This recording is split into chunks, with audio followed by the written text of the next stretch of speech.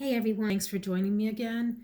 I wanted to share with you my quick impressions of fragrances that I purchased in a sampler set from the house of Frederic Malle, which is a niche house. And he's got some scents that I have been wanting to try based on reviews from others, and share my impressions of these to maybe guide you in making decisions on whether to purchase or save you some money on a couple of these.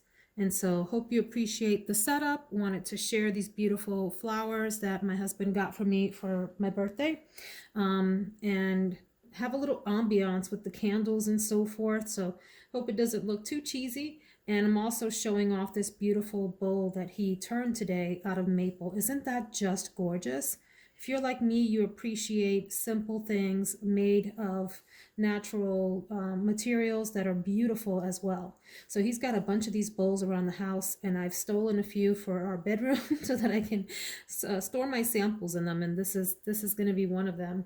So anyway, the house of Frederic Malle, there were some from this house that were getting tremendous hype in the YouTube fragrance community, and curiosity got the better of me. So I ordered a sample set.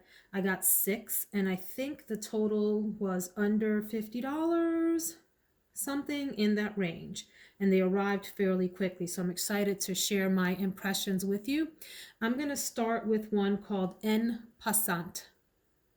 So I'll be posting pictures of what the full bottle looks like and the note structure as well, so that you can check those out as we go along. I do like that the little samples come in these little spray bottles. I hate the samples where they're so tiny that you have to pull the stopper off. Those are messy. So I really appreciate these little spray ones. These came in this sleek red, and it had a nice little storage box for them. I don't know what I did with the storage box. So En Passant has floral, fresh, aquatic, green, and ozonic main accords. I was really excited to try this one based on that. I was hoping for a fresh, aquatic, summertime kind of scent. This has notes of lilac, watery notes, cucumber, wheat, and petitgrain.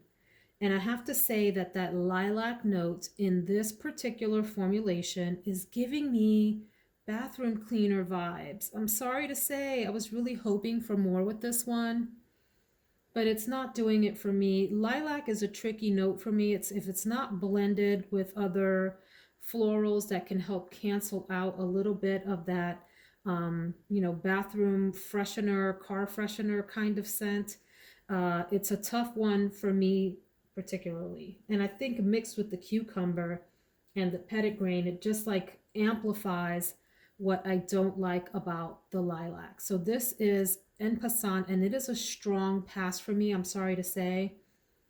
Some might find this beautiful. I did read the reviews on Fragrantica, and a lot of people really like this. They find it clean, they find it pleasant, they find it great for like an everyday scent.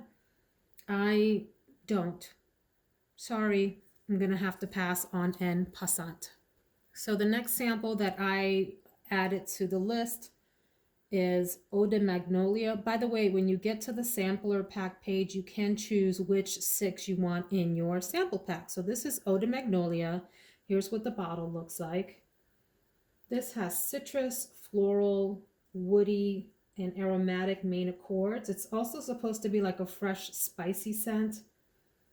So I played this one for a while with this one for a while. I do tend to like magnolia scents, but I noticed that I like them only when they're blended with other prominent florals. And so for this particular formulation, it has a top note of bergamot, middle notes of magnolia and vetiver and patchouli, and then base notes of moss, cedar, and amber. I unfortunately think this is a pass as well. I wanted to love it. I like a great white floral scent. This is not it. There's something about this that it's just, it falls flat for me. I'm wanting it to be richer, deeper, more textured, have more personality, and it doesn't. It's just a very light floral with that bergamot kind of scent. that just doesn't do anything special for me, especially at the price tags that these come at. Like I said, this is a niche house, and so these fragrances are not inexpensive at all. It's quite a commitment to purchase one of these, and this is not a commitment that I want to make. No, thank you. Next up is one that I do think I'm going to consider purchasing a full bottle of. Kind of caught me by surprise, and that's Musc Ravageur. So this one was raved about by, I think it was Demi Rawling that I listened to, and I thought I've got to get my hands on that. And then a number of other YouTubers like Sebastian, I forget what his YouTube handle name is. I think it's like something smelling great. He talked about this one as well, and a few others. And so folks that have great taste in scent and a good sort of nose for a unique niche scent.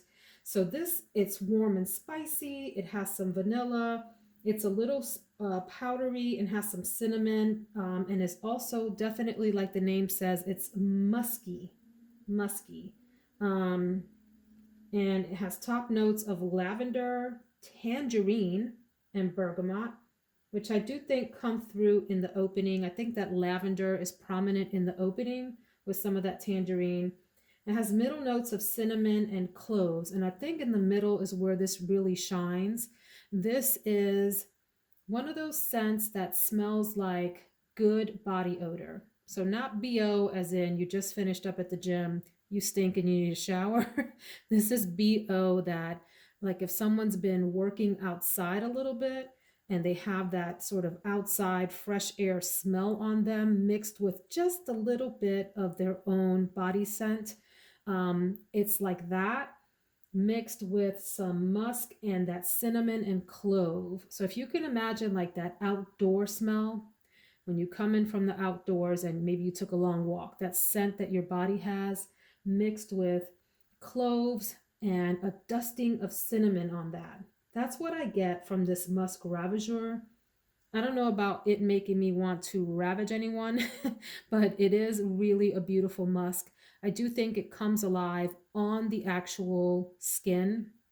So, not one that I would spray only on clothing. Definitely would perform well on your pulse points as your body heated up the elements in here. The base notes are vanilla, musk, tonka bean, amber, sandalwood, cedar, and a wood note. I think in the base, the or the dry down, you smell some of that tonka bean mixed with that clove and cinnamon, with a little bit of vanilla in the distant background, and maybe some sandalwood sort of wafting through on a breeze. Musk Ravageur, I would definitely consider picking up a full bottle of this if you are into musk scents. If you like clean florals, leave this alone. If you like green or citrusy scents, leave this alone. This is definitely a body scent and one that is a little bit more animalistic in that way. So that's Musc Ravageur. Next on the list is one that surprised me, and that's Iris Poudre. Let me first say that Iris Poudre was not well received by the people in my house, my family. They didn't like this at all. I I think I love it. I'm not sure. Either I absolutely hate it and would probably need to scrub it off, or I love it and it would become a signature scent. So it's not an offensive scent. I don't mean that like it's a scrubber because it's too powerful. I mean that the scent is so different and unique, um, that it stands apart from others. And so it is heavy on the iris. It's powdery, it's woody, it's a little musky, a little aldehydic, just slightly, and has a little bit of vanilla and aromatic chord as well. The top notes are ylang ylang, carnation, rosewood, bergamot, and orange. I don't get a lot of that in the top. I get some of that bergamot, a little bit of the ylang ylang, and some of that carnation coming through. The middle notes are where this comes alive. Has aldehydes. I don't get a lot of aldehydes in this, although I guess if I, think hard enough as I'm sniffing it, I can imagine those in there. The other middle notes are violet, lily, magnolia, jasmine, and rose. And I would say that those florals blend together to give you a really beautiful powdery iris scent. It's not a light powder though. It has texture to it and a density to it. So not like your baby powder type of scent. Think of like a perfumed talc with some iris sprayed on it. Some people feel like this is like, I think that in Passant, that gives me the bathroom freshener vibe. Some people say that about the iris Poudre. I don't get that. I do get a beautiful floral with some green, like medicinal background layered over that talc. So it's interesting and it's different. Base notes are iris, musk, sandalwood, vetiver, vanilla, ebony tree, and amber. I would consider a bottle of this. I would have to play with this sample some more. I wore it for a full day and really enjoyed it. Thought it was weird and kept kind of coming back to it and sniffing myself and thinking, I think I like this. This smells a lot like these. You imagine these purple flowers up here to smell. Now I know that these are dyed flowers. I get that. But it's a very purple kind of smell. That iris, that violet, even like a purple, rose. So iris poudre, different kind of scent. You would not smell like anyone else if you purchased that. It's a very unique scent. That said, I've got the iris one from Lancome, Maison Lancome on the way, and can't wait to check that out and see how it compares to the iris poudre. Next up is one that has gotten so much hype, so much hype. I was wondering what I was missing out on and really wanted to get my hands on a sample of it. And it is Portrait of a Lady. So here is what the bottle looks like. And let's spend a little bit of time talking about this. So if you're in Facebook groups, if you are on YouTube, if you're on Instagram, you'll see this as POAL, POAL, Portrait of a Lady. It took me a while to figure out that that's what people were talking about, but folks have just raved and raved and raved about this. It's gone in top 10 list. It's gone in top 5 list. And people have said they just can't live without it. They feel like such a woman when they wear it. And I am sad to say that this is a very, very immediate and strong pass for me. I do like some kind, by the way, this is mostly a rose scent. That's the prominent note in here. And I do like some rose scents, but I like it when they're softer and more well blended in sort of a symphony of other scents. And maybe it's a lead player, but it's got sort of a whole orchestra behind it of other scents and notes that are helping to support it. I feel like this is it reminds me a lot of tea rose that people wore in the late 80s, early 90s, but a worse version of that, if you can imagine. Now, I have some fond memories of tea rose. I think I would try it again at some point, but this is like the screechy, obnoxious, loud sister of tea rose trying to get a lot of attention in the room. This is supposed to be amber. It's supposed to be warm and spicy. It's supposed to be woody, but all I get is a really sharp, loud rose that feels a little slightly bit like, street corner-ish is what comes to mind. The top notes are rose, clove, raspberry, black currant, and cinnamon. All I get is the rose and maybe the raspberry. The middle notes are patchouli, incense, and sandalwood. It does have a strong patchouli background, although the rose lays over that so strongly. It's like it's suffocating the patchouli that's trying to sort of simmer up through. And base notes of musk, benzoin, and amber. I don't get any of that.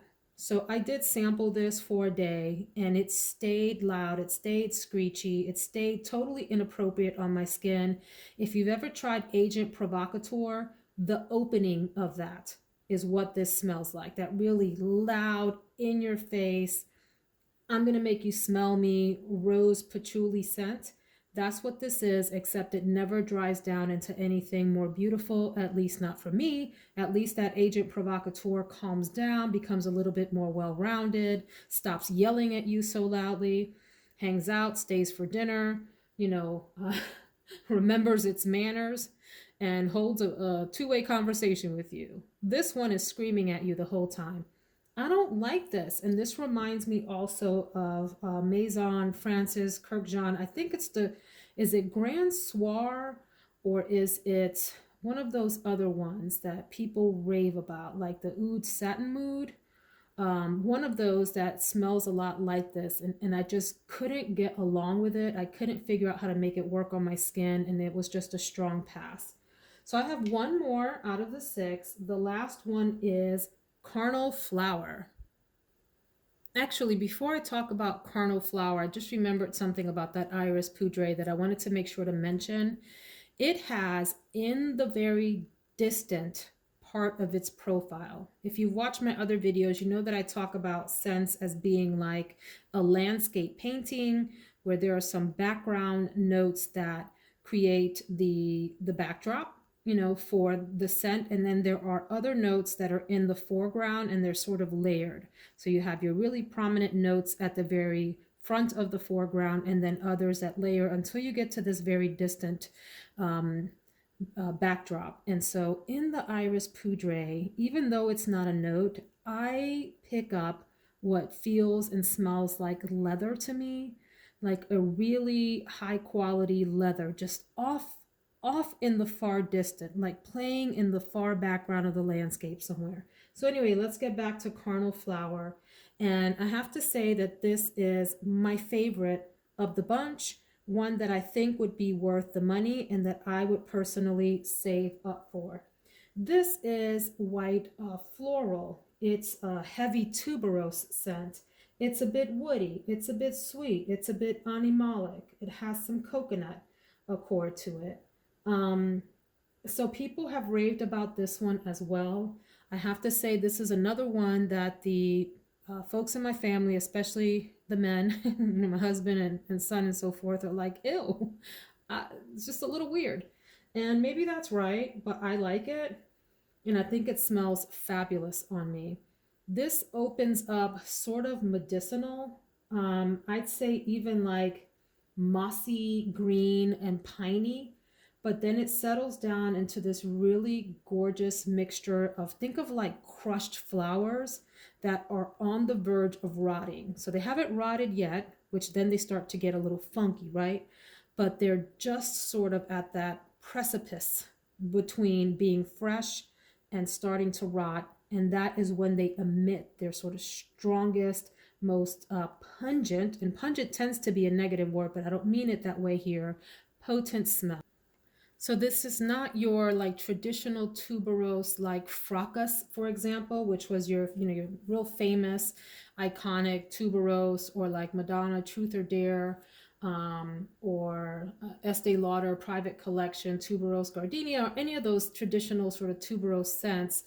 It does have some hint of Fracas in it, like something about it is reminiscent of that, but this is a bit different in that it has some other supporting characters in here. So let me read you the notes and then I'll talk about that. Tuberose, eucalyptus, jasmine, coconut, orange blossom, ylang-ylang, melon, white musk, and bergamot.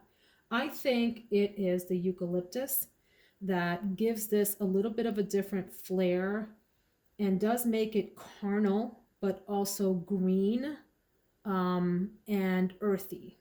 So not just all floral, it's grounded in that eucalyptus.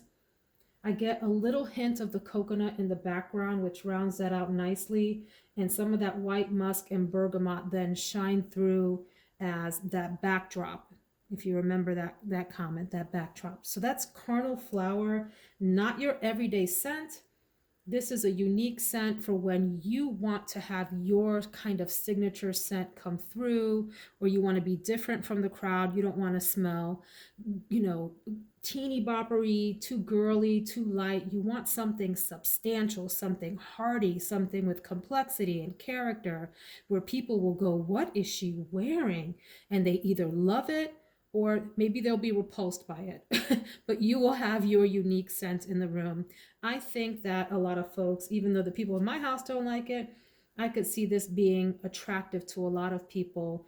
It's what I wish Portrait of a Lady was. That's what I thought that other one was going to smell like. So that's Carnal Flower. That is my review of the House of Frederic Malle, the 6 samples. Let me know what you think. Do you have any Frederic Malle fragrances? Drop it in the comment. Let us know how they've performed for you, what you think of them. And if there are any that you are eyeballing and wanting to buy, let us know about those too. If you like this video, I hope you'll hit the like button. And if you'd like to see more content like this, please subscribe and join me for future videos. Have a wonderful day.